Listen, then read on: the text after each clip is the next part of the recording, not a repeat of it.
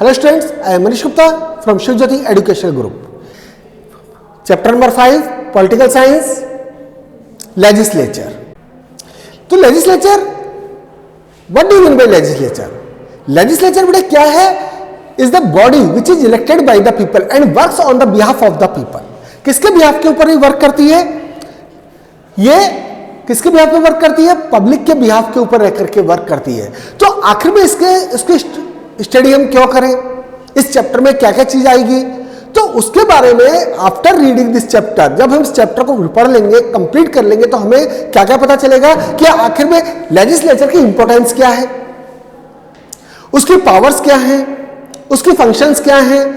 अब legislature which is also known as the law making body, तो भाई आखिर में लॉ मेकिंग है तो उसका प्रोसीजर क्या है लॉ बनने का. अब लॉ मेकिंग है तो ये ऑब्वियसली बात है कि भाई उसको कंट्रोल भी किया जाएगा, उसको इंप्लीमेंट भी किया जाएगा. तो इसको इंप्लीमेंट किसके थ्रू किया जाता है, लॉ को एग्जीक्यूटिव्स के थ्रू किया जाता है. तो जो एग्जीक्यूटिव्स है उनको कंट्रोल करने का काम भी पार्लियामेंट करती है, लेजिस्लेचर करती है, और अपने ऊपर भी उसको जो कंट्रोल करने का काम है वो पार्लियामेंट खुद करती है. तो इस बेस के ऊपर अपन क्या कह सकते हैं कि भाई लेजिस्लेचर क्या है. तो अब आता है हमारा next topic, first topic, why do we need parliament. आखिर पार्लियामेंट की जरूरत क्या है. तो पार्लियामेंट क्या है बेटा, सिंपली एक लॉ मेकिंग बॉडी, यानी parliament means law making body. Main चीज इसके अंदर ये आती है कि भाई ये इसका मेन काम क्या है, लॉ मेकिंग बॉडी. अभी लॉ मेकिंग का मतलब क्या है कि भाई कानून बनाती है, रूल्स रेगुलेशन इंप्लीमेंट करती है. तो रूल्स रेगुलेशन जब इंप्लीमेंट करते हैं, law making is but one of the functions of the legislature. यानी ये सिर्फ जो चीज है एक फंक्शन है पार्लियामेंट का, नॉट मोर देन एज. अब इसके अलावा क्या क्या है, यानी जितने भी पॉलिटिकल प्रोसेस है उसका सेंटर क्या है, पार्लियामेंट. यानी ये जो है आपका सेंटर ऑफ पॉलिटिकल प्रोसेस.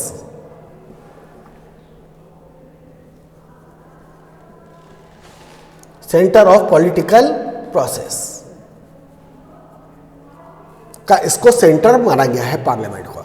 अब क्या क्या एक्शंस इसके अंदर नजर आते हैं. अब there are different and different kinds of persons parliament के अंदर हैं. एक आपका रूलिंग पार्टी है. पार्लियामेंट के अंदर एक तरह से हम क्या मान सकते हैं कि भाई दो तरह के वो होते हैं. एक है आपका रूलिंग और एक है आपका अपोजिशन. अब रूलिंग पार्टी के जो एक्शंस हैं वो अपनी जगह हैं और अपोजिशन के एक्शन अपनी जगह हैं. तो ये दोनों एक्शन हमको किस में नजर आते हैं, पार्लियामेंट के अंदर. जस्ट लाइक जैसे कि अजय बालों को रूलिंग पार्टी ने कोई रूल बनाया, अब वो रूल अपोजिशन को पसंद नहीं आया तो वो क्या करेगा, वॉकआउट कर जाएगा पार्लियामेंट से. वहीं पे धरने प्रदर्शन चालू कर देंगे, प्रोटेस्ट करना चालू कर देंगे. कई बार होता है कि दोनों एक हो जाते हैं तो एक तरह से अनएनिमिटी, सर्वसम्मति भी देखने को नजर आती है, आपस के अंदर कॉपरेशन भी नजर आता है. तो ये सारे एक्शन किसके अंदर नजर आते हैं, हमें पार्लियामेंट के अंदर नजर आते हैं. किनके बीच में, रूलिंग और अपोजिशन पार्टी के बीच में. तो वास्तव में देखा जाए तो क्या indeed a genuine democracy is inconceivable without a representative efficient and effective legislature. तो वास्तव में जो रिप्रेजेंटेटिव जिसको हमने चूज किया है, अगर वो एफिशिएंट नहीं है, अगर वो इफेक्टिव नहीं है, तो उसके बिना एक ट्रूली डेमोक्रेटिक लेजिस्लेचर की हम इमेजिनेशन भी नहीं कर सकते कि भाई, यानी उसके लिए जरूरी है कि जो रिप्रेजेंटेटिव वो इफेक्टिव हो और एफिशिएंट हो.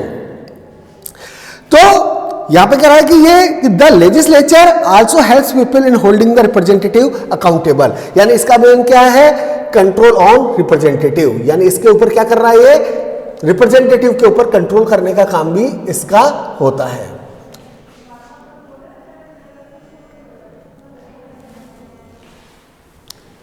उसके ऊपर कंट्रोल करने का काम भी किसका होता है, पार्लियामेंट का होता है. और पार्लियामेंट ही है जो क्या बोलते हैं, रिप्रेजेंटेटिव्स को क्या बनाती है, अकाउंटेबल बनाती है. किसके प्रति? लोगों के प्रति अकाउंटेबल इसको बनाती है। तो this is Indeed very basis of representative democracy. तो यही हमें जो क्या बोलते हैं, वास्तव में ये क्या है, पार्लियामेंट डेमोक्रेसी का एक बेस प्रोवाइड करती है। तो इसके अंदर कब हम बात करें, इंडिया के अंदर भी जो कैबिनेट है, यानी कैबिनेट का मतलब एग्जीक्यूटिव,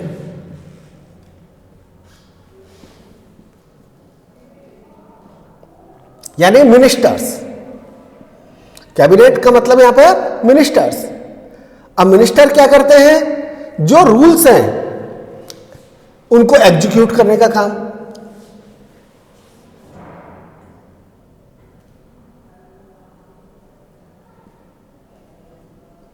एग्जीक्यूट द लॉ। अब जब एग्जीक्यूट करेंगे लॉ को, तो ऑब्वियसली उसके लिए अपनी पॉलिसी बनाएंगे, और पॉलिसी के बेस के ऊपर अब एक कोई ना कोई गवर्नमेंट के लिए एजेंडा तय करेंगे और उसको इंप्लीमेंट करते हैं। तो उस बेस के ऊपर जो क्रिटिक्स हैं वो कुछ कहते हैं कि भाई ये पार्लियामेंट का इससे क्या हो गया है, एक तरह से पार्लियामेंट की वैल्यू है जो कम हो गई है, क्योंकि जो सारे काम कौन कर रहा है, कैबिनेट मिनिस्टर ही कर रहे हैं। लेकिन यहां पर यह चीज देखने वाली बात है कि चाहे कितनी भी स्ट्रांग कैबिनेट हो, उसके लिए जरूरी क्या है, कैबिनेट के लिए majority in the legislature. Parliament के अंदर उसको मेजोरिटी होना जरूरी है।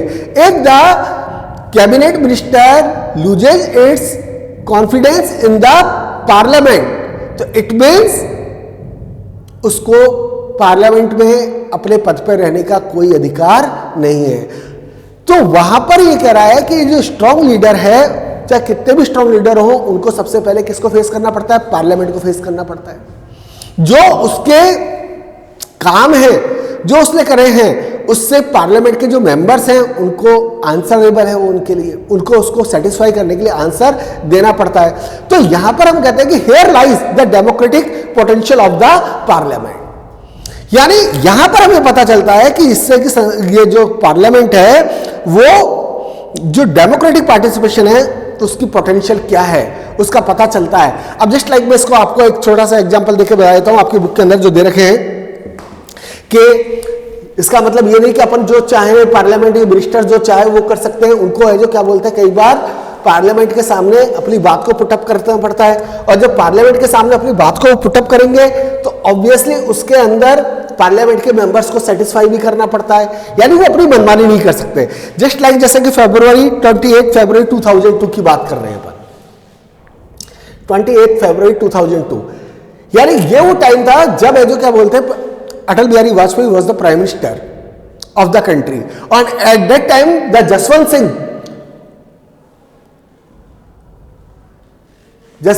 Was the finance secretary, finance minister जो थे। अब इन्होंने क्या किया था कि 50 किलोग्राम के जो यूरिया के बैग के ऊपर 50 पैसे पर किलो है जो क्या बोलते हैं, उसकी रेट राइज अप कर दी थी। कोई बहुत ज्यादा कुछ राइज अप नहीं था, लेकिन पार्लियामेंट का इनको अपोज करना पड़ा। जब पार्लियामेंट के सामने उन्होंने इस चीज को रखा तो पार्लियामेंट ने अपोज किया। अल्टीमेटली 11 मार्च, यानी 28 मार्च को 11 मार्च 2002 को उनका अपना डिसीजन वापस लेना पड़ा था कि भाई ये नहीं हो पाएगा। तो जो बढ़ाई रेट थी वो वापस आई। ऐसे हम बात करें 4 जून 1998 की, तो उसके अंदर है जो क्या बोलते हैं, वहां पर भी है 50 पैसे पर किलोग्राम, उसको उन्होंने आगे बढ़ाया था, लेकिन उसको भी इनको वापस लेना पड़ा था। तो ऐसे कई सारे एग्जांपल्स हमारे सामने आ सकते हैं जहां पर कि जो स्ट्रांग कैबिनेट होने के बावजूद भी उसको पार्लियामेंट को फेस करना पड़ता है, यानी पार्लियामेंट को उसको सेटिस्फाई करना पड़ता है। तो यह हमें पार्लियामेंट की इंपॉर्टेंसी का एहसास कराता है। अब आता है why do we need 2 houses of parliament. तो why do we need 2 houses of parliament? तो पार्लियामेंट के अंदर में 2 house, as you know that, एक हाउस आपका Lok Sabha, second house is Rajya Sabha.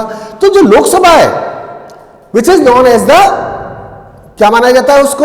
Lower house. Rajya Sabha को बोला जाता है अपर हाउस। तो ये केवल लोकसभा के बारे में बात कर रहे हैं कि भाई आखिर में लोकसभा के अंदर या जो पार्लियामेंट है एक तरह से दोनों हाउस से मिलकर बनी है, तो उसकी जरूरत क्या है? एक ही हाउस से काम चल जाता। तो पार्लियामेंट का मतलब क्या है, जो मैंने पहले ही बताया आपको, नेशनल लेजिस्लेचर। और जब हम स्टेट के अंदर आए यानी नेशनल लेवल के पार्लियामेंट मीन्स नेशनल लेजिस्लेचर।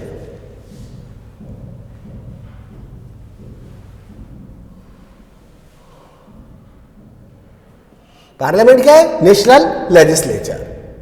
अब नेशनल जो लेजिस्लेचर है ये किसके ऊपर है? सेंट्रल लेवल के ऊपर है। अब सेंटर से छोटा क्या है आपका? स्टेट लेवल के ऊपर हम बात करें तो स्टेट लेवल के ऊपर ये क्या कहलाती है बेटा? State assemblies.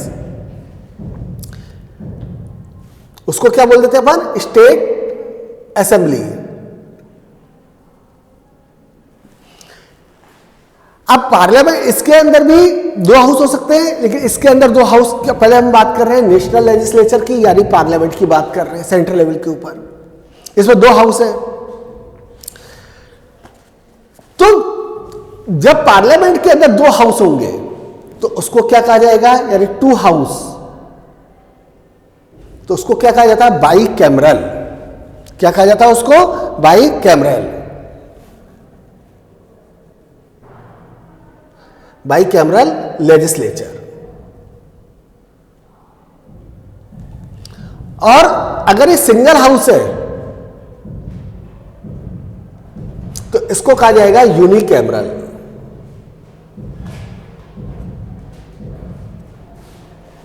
इसको तब क्या बोला जाएगा? यूनिकैमरल। तो अब ये जो टू हाउसेज हैं, तो लोकसभा और राज्यसभा। तो लोकसभा जो है आपका हाउस ऑफ द पीपल बोला जाता है, और राज्यसभा आपका सेकंड हाउस है, उसको अपर चैम्बर भी हम कह सकते हैं। तो अलग अलग जगह पर the two houses of Indian parliament are the council of state, यानी Rajya Sabha means council of state and Lok Sabha means house of the people, उसको बोला जाता है। तो बाइकैमरल के अंदर हिसाब से चले तो एट प्रेजेंट आज हमारे कंट्री के अंदर स्टेट का भी अलग अलग है। तो स्टेट के अंदर भी सेम चीज दो हाउस हो सकते हैं, एक यूनिकैमरल दूसरा बाइकैमरल। तो जहां पर आपका बाइकैमरल है तो एक तो हो गया आपका स्टेट लेजिस्लेटिव असेंबली और दूसरा हो जाता है स्टेट लेजिस्लेटिव काउंसिल। तो एट प्रेजेंट इंडिया के अंदर ओनली 7 स्टेट्स, कितने स्टेट्स हैं जहां पर कि बाइकैमरल लेजिस्लेचर है?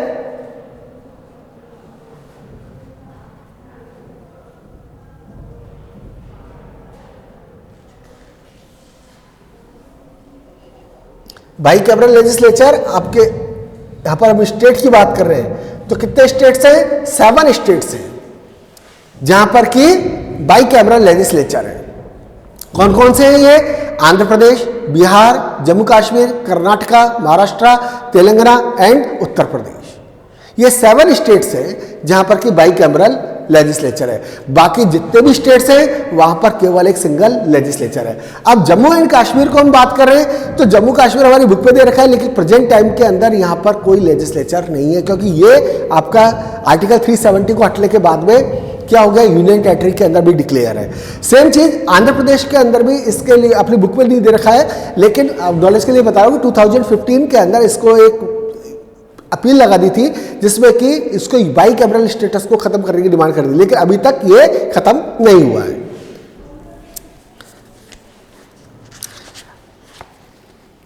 अब आता है हमारा एडवांटेजेस ऑफ बाइकैमरल लेजिस्लेचर।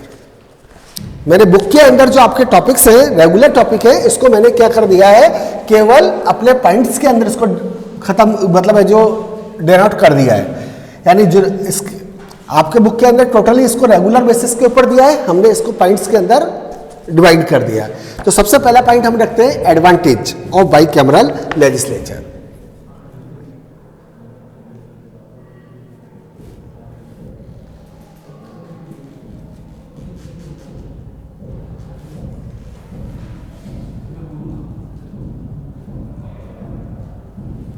तो एडवांटेजेस क्या है इसके? तो भाई आज हमारे इंडिया जैसे कंट्री के अंदर की हम बात करें, जहाँ बड़ी साइज है, डाइवर्सिटी बहुत ज़्यादा है, तो वहाँ पर 2 हाउसेज ऑफ लेजिस्लेचर के प्रेफर किए जाते हैं। अब इसके पीछे रीजन ये है कि जिससे कि क्योंकि इतनी बड़ी सोसाइटी है, इतनी ज़्यादा डाइवर्सिटी है, इतने ज़्यादा कल्चर है, इतनी ज़्यादा एथनिसिटी है, इवन देन लैंग्वेज अलग अलग बोलने वाले हैं, अलग अलग सोसाइटी के लोग हैं, तो सभी सोसाइटी के लोगों को इसके अंदर इक्वल रिप्रेजेंटेशन मिले। हर जोग्राफिकल रीजन से यहाँ पर पब्लिक चूज होकर के आ सके, हर कंट्री से के पार्ट से, हमारे कंट्री के हर एक पार्ट से इसके अंदर रिप्रेजेंटेटिव पहुंचे। तो मेन जो इसका मोटो था वो ये था। अब सेकंड फायदा क्या है कि भाई जो लेजिस्लेचर है, बाइकैमरल लेजिस्लेचर के अंदर has one or more advantage. A bicameral legislature make it possible to have every decision reconsidered, यानी आपकी जो लोकसभा ने जो डिसीजन एकदम से ले लिया, अब मान लो डिसीजन किसी भी तरह से लिया है, तो वही डिसीजन जब आपके राज्यसभा के अंदर आएगा तो उसके ऊपर दोबारा से डिस्कस होती है, तो उसकी जो शॉर्टकमिंग्स है उनको पॉइंट आउट किया जा इजी गोइंग उसको पॉइंट आउट किया जा सकता है। तो इसका मतलब क्या है कि कोई भी जो बिल है आपका, वो सबसे पहले आपका जिस भी हाउस में गया है उसके ऊपर डिस्कशन 2 टाइम हो सकता है, यानी वो उसको हम डबल चेक कर सकते हैं। अगर मान लो किसी हाउस ने उस किसी डिसीजन को जल्दबाजी में ले लिया है तो दूसरे हाउस के अंदर उसके ऊपर रिकंसिडरेशन पॉसिबल है, उसके ऊपर डिस्कस किया जा सकता है, उसकी जो शॉर्टकमिंग्स को पॉइंट आउट किया जा सकता है। तो दैट्स वाई हमने क्या लिया है, इसके ये बाइकैमरल लेजिस्लेचर के ये फायदे नजर आते हैं। अब आता है हमारा नेक्स्ट टॉपिक, राज्यसभा। तो भाई यानी हाउस ऑफ द पीपल। तो ये राज्यसभा किसको रिप्रेजेंट करता है? स्टेट्स ऑफ इंडिया, यानी स्टेट ऑफ इंडिया।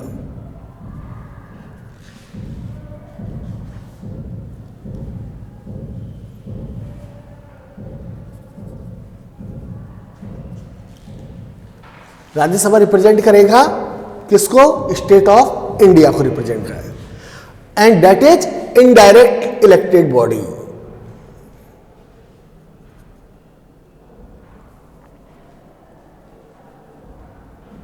ये आपकी इनडायरेक्ट इलेक्टेड बॉडी है, और इसके जो मेंबर्स है, elected members of the legislative assembly in turn elect and members of Rajya Sabha, यानी जो स्टेट इसका यानी इसका इलेक्शन कौन करते हैं? जो स्टेट लेजिस्लेटिव बॉडी के यानी स्टेट असेंबली के जो मेंबर्स हैं वो किसको चूज करेंगे? राज्यसभा के मेंबर को चूज करते हैं। अब इसी के अंदर हम आगे बढ़े तो बात आती है भाई कि इसको आखिर में किस प्रिंसिपल के ऊपर इसके अंदर रिप्रेजेंटेशन दिया जाता है। अब जो इक्वल रिप्रेजेंटेशन है to all the parts of the body irrespective of their size of population, we may call this as symmetrical representation। यानी एक तो है आपका सिमेट्रिकल, दूसरा एसिमेट्रिकल मान लेते हैं। तो सिमेट्रिकल के अंदर क्या है कि भाई जितने भी हमारे कंट्री के पार्ट्स हैं, जितने भी हमारे कंट्री के स्टेट्स हैं, चाहे वो साइज के अंदर कितने भी छोटे हो या बड़े हो, या वहां पर पॉपुलेशन चाहे ज्यादा हो चाहे कम हो, इट डजंट मैटर कि सबको सब इक्वली दे दिया जाए, सबको रिप्रेजेंटेशन इक्वल दे दिया जाए। और सेकंड मेथड क्या है आपका कि मीन्स दैट रीजन और parts having larger population would have more representation in the second chamber than regions having less population.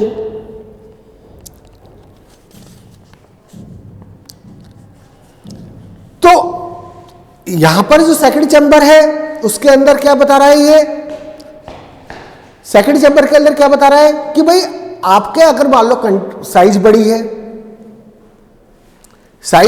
Population की साइज बड़ी है, ज्योग्राफिकल एरिया बड़ा है, तो उसके अंदर है जो क्या बोलते हैं, जो बड़े हैं उनको ज़्यादा रिप्रेजेंटेशन दिया जाए स्टेट्स को, रीजन को, और जो states which are less in population के अंदर कम है, ज्योग्राफिकल एरिया चाहे उनका कम है, तो उनको रिप्रेजेंटेशन कम मिले।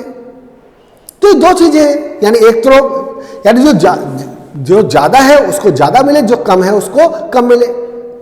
और एक था कि भाई सबको इक्वली प्रोवाइड करा दिया जाए। तो जब यूएसए की बात करते हैं तो वहां पर है जो क्या बोलते हैं, all the states have equal representation, उन सारे स्टेट्स को इक्वल रिप्रेजेंटेशन प्रोवाइड कराया गया है सीनेट के अंदर। तो दिस एंश्योर इक्वलिटी, यानी सभी स्टेट्स को इक्वलिटी प्रोवाइड कर, लेकिन इसका मतलब है कि but this also means that a small state would have the same representation as the larger state. तो यानी छोटा स्टेट है तो भी उसको वही मिलेगा, बड़ा स्टेट है तो भी रिप्रेजेंटेशन इक्वल मिलेगा। तो हमारे कंट्री के अंदर जो राज्यसभा के अंदर जो सिस्टम एडॉप्ट किया गया है वो यूएसए से बिल्कुल अलग है, यानी हमने इस चीज को एक्सेप्ट नहीं किया। The number of members be elected from each state has been fixed by the fourth schedule of the Constitution, यानी कितने मेंबर्स किस स्टेट से चूज होकर के आएंगे वो हमारे कॉन्स्टिट्यूशन की फोर्थ शेड्यूल लिस्ट के अंदर लिखा हुआ है। उसके अकॉर्डिंग क्या है कि जो स्टेट्स लार्जर हैं तो उन स्टेट्स को रिप्रेजेंटेशन ज्यादा मिलेगा, और जो स्टेट छोटे हैं, पॉपुलेशन कम है, तो उनको ऑब्वियसली कम प्रोवाइड होगा। तो उस बेसिस के ऊपर जो यूपी है, उत्तर प्रदेश, वहां पर कितने मेंबर चूज होकर के आते हैं? 31 मेंबर, क्योंकि मोस्ट पॉपुलस स्टेट है।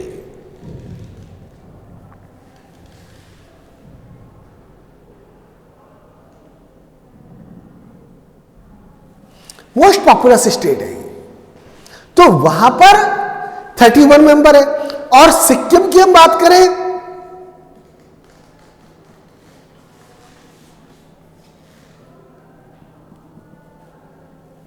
तो वहां से केवल एक मेंबर ही चूज होकर के राज्यसभा के लिए आता है। तो यहां पर ही कह रहा है कि मेंबर्स ऑफ द राज्यसभा, अब जो मेंबर्स है राज्यसभा के, अब इनका इलेक्शन कितने टाइम के लिए होता है? केवल 6 ईयर के लिए।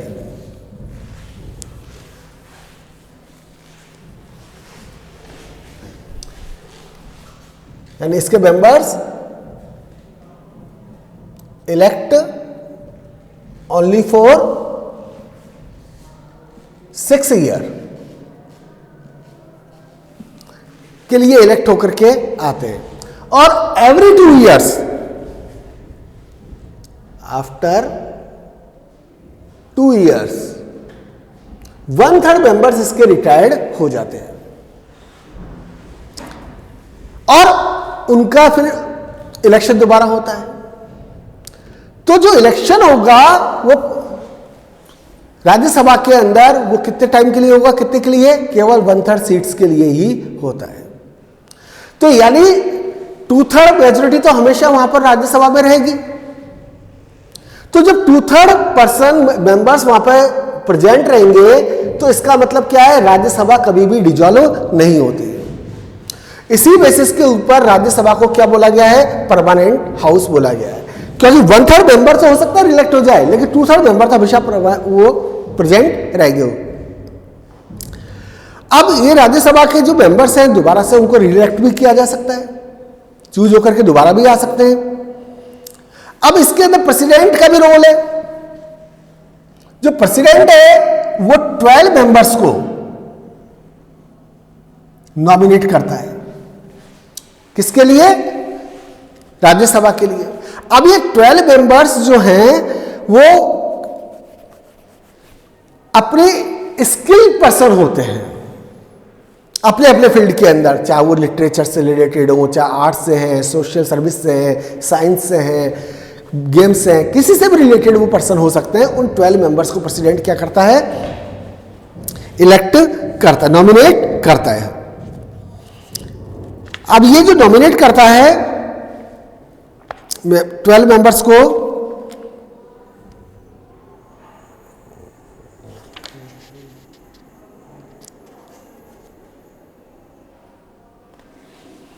तो ये हमारा कंपोजिशन था किसका? राज्यसभा का। अब आता है हमारा लोकसभा। अब लोकसभा जो है सेंट्रल लेवल के ऊपर बोले तो सब ये लोकसभा हो गई। स्टेट लेवल के ऊपर कहें तो ये स्टेट लेजिस्लेटिव असेंबली है। अब इसके अंदर ये कह रहा है कि जो for the purpose of the election the entire country या स्टेट भी in case of legislative is divided into territorial constituency of रफली इक्वल पॉपुलेशन, यानी ये होल कंट्री या फिर स्टेट किस पे डिवाइड रहता है, ये कॉन्स्टिट्यूएंसीज के अंदर डिवाइड रहता है।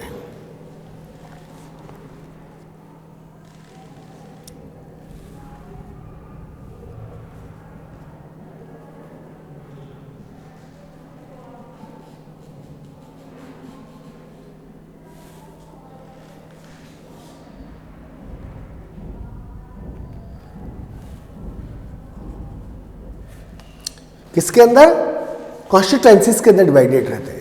और ये कॉन्स्टिट्यूएंसीज के अंदर डिवाइडेड रहते हैं किसके बेस के ऊपर, इक्वल पॉपुलेशन, रफली मतलब एक ऑलमोस्ट इक्वल पॉपुलेशन के बेस के ऊपर ये कॉन्स्टिट्यूएंसी बनती है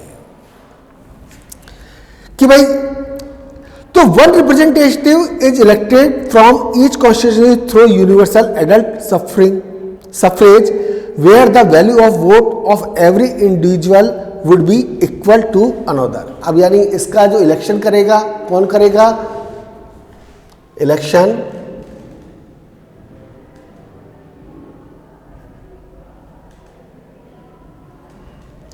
यानी अबव 18 ईयर्स पर्सन उसको इलेक्ट करते हैं and value of their vote is also equal, यानी इस बेस के ऊपर उसको सफरेज को माना गया है। तो प्रेजेंट टाइम के अंदर हम बात करें तो हमारे इंडिया के अंदर 543 कॉन्स्टिट्यूएंसीज हैं। किसके लेवल के ऊपर, सेंट्रल लेवल के ऊपर, यानी पार्लियामेंट के अंदर 543 कॉन्स्टिट्यूएंसी हमारे पार्लियामेंट के अंदर है। और ये कॉन्स्टिट्यूएंसी का नंबर 1971 से बिल्कुल क्या है, फिक्स है। उसके बाद उससे पहले अलग था, लेकिन 1971 के बाद में इसको घटाया बढ़ाया नहीं गया है। अब आता है हमारा कि भाई फंक्शंस क्या क्या हैं पार्लियामेंट के। अब there are different kinds of functions. तो फंक्शन की हम बात करें तो सबसे पहला फंक्शन आता है आपका लेजिस्लेटिव फंक्शन।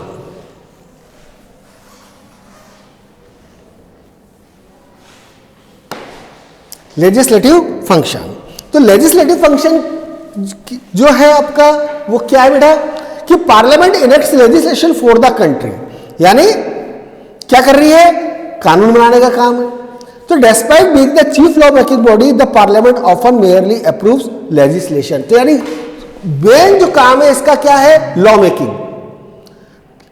तो लॉ मेकिंग बॉडी होने के बावजूद भी, सुप्रीम बॉडी होने के बाद भी ये केवल क्या करती है, अप्रूव करती है लेजिस्लेशन को, एग्जीक्यूट नहीं कर सकती। पहला काम इसका ये है।